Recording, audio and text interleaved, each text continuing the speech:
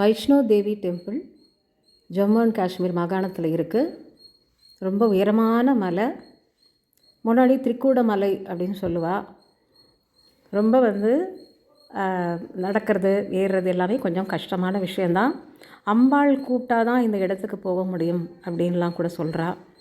ஏன்னா இந்த அம்பாள் நான் தான் இங்கே இருக்கேன் அப்படிங்கிறத பண்டித் ஸ்ரீதர் அப்படிங்கிற ஒரு கனவில் வழி காமிச்சு நான் இந்த இடத்துல இருக்கேன்னு காமிச்சிருக்கேன். அங்கே போனால் 3 ராக் இருந்ததான் பிண்டி ரூபத்தில். அதனால் அங்கே பெருசாக ஒன்றும் உருவம்லாம் இருக்காது. ஆனால் அந்த 3 உருவமுமே ஒன்று மகாகாளி, ஒன்று மகாலட்சுமி, ஒன்று மகா சரஸ்வதி. அந்த ரூபத்தில் தான் அம்பாள் இருக்கா.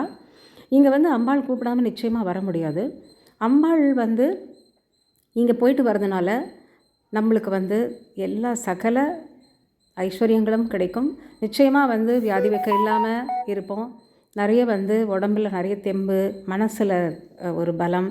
2வது நம்மளோட மிச்சம் இருக்கிற வாழ்க்கைக்கும் அம்பாள் கண்டிப்பாக நல்லபடி வழிகாட்டுவா அப்படின்னு எல்லோரும் நம்புகிறா. இங்கே நம்ம அந்த கோவிலுக்கு வரதுக்கு ஹெலிகாப்டரில் வரலாம். அது வைஷ்ணவ தேவி டெம்பிள் அந்த அவளோட அந்த வெப்சைட்லேயே போய் பார்த்தீங்கன்னாக்கா உங்களுக்கு 1 வேக்கு 2300 அந்த மாதிரி சார்ஜ் பண்ணுறா. 2 வேக்குனாக்கா 5000க்குள்ளே வரும். என்ன தான் ஹெலிகாப்டர்லேயே போய் இறங்கினா கூட ஒரு 4 கிலோமீட்டர் தூரத்துக்கு நம்ம நடந்து தான் போகணும். அது நம்ம முடிஞ்சால் நடந்து போகலாம், இல்லைனா அங்கே குதிரைகள் இருக்குது, இல்லைனா தோலி அந்த மாதிரி யூஸ் பண்ணிவிட்டு போய்க்கலாம்.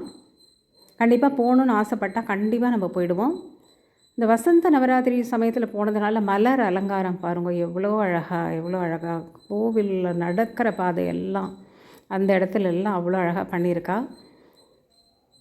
ரொம்ப அழகான ஒரு கோவில், ரொம்ப பிரசித்தமான ஒரு கோவில். கண்டிப்பாக மனசுக்கு அவ்வளோ ஒரு சந்தோஷம்.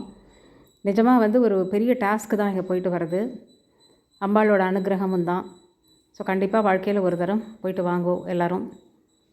ரொம்ப அருமையாக இருக்கும் பார்க்குறதுக்கு. இப்போ நிறைய வசதிகள்லாம் பண்ணியிருக்கா. உள்ளே ஃபோனெல்லாம் எடுத்துன்னு போக முடியாது.